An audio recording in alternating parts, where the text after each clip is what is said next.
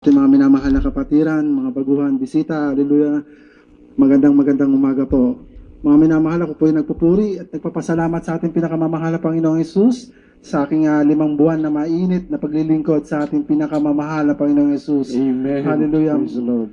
Mga minamahal, ako po ay isang baguhan lamang sa gawain ito, subalit kung ako po hindi pa nakakilala sa ating dakilang Diyos, ako po ay matagal na po na nagtutungo dito sa Amoranto para po ihatid ang aking beloved wife at ang aking beloved son. Subalit napakatigas po ng aking puso at ako po ay hindi tumatanggap ng bautismo dahil ako po may sariling paniniwala sa aking relihiyon na may kalayaan na gawin ang lahat ng mga bisyo, mga minamahal.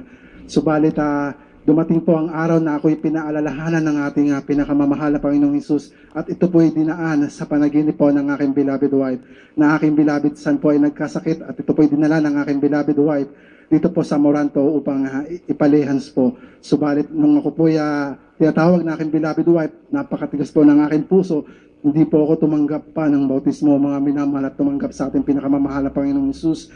At dumating po ito namatay po ang aking beloved son. At gumising po ang aking beloved wife at iyak ng iyak po mga minamahal at ginising ako. Dahil po sinabi niya po sa akin na sa panaginip po ay namatay po ang aking beloved son dahil po sa pagiging mataas ko at pagiging matigas po na puso. Mga minamahalong kami po ay dumalo uli ng aking beloved wife. Ako po ay nakinig sa gawain ito, mga minamahal, sa tunay na gawain po ng ating pinakamamahal na Panginoong Hesus. At ako po ay nagalak at ako po ay pinaiyak ng ating pinakamamahal na Panginoong Hesus sa mga awiting papuri, sa mga buhay na patotoo. Hallelujah.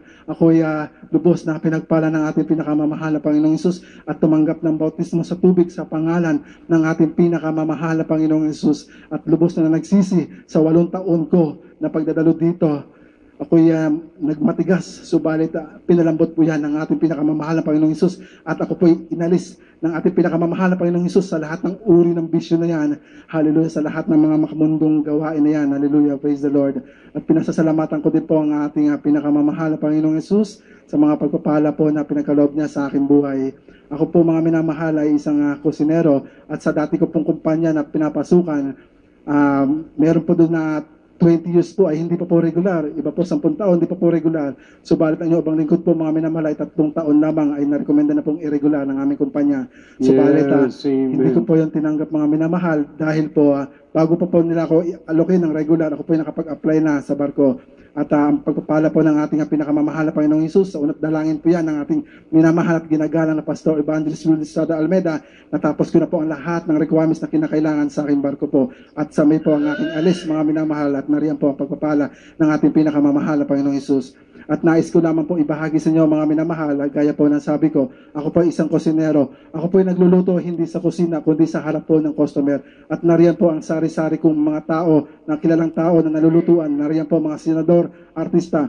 At meron po akong nalutuan, mga minamahal, na isang kilalang pastor. Hindi ko na po yun sasambitin ang pangalan niya, subalit kilalang pastor po ito, mga minamahal.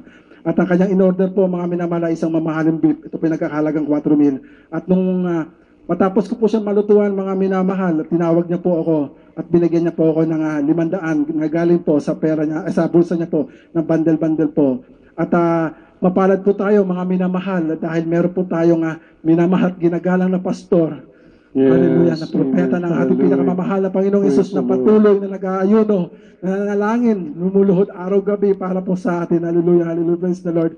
Kaya naman po ang lahat ng kapurihan, pasasalamat, pagluwalhati, pagdadakila, yaking itinataas sa ating dakilang Diyos na buhay, sa ating pinakamamahal na Panginoong Hesus. Hallelujah, praise the Lord. Amen.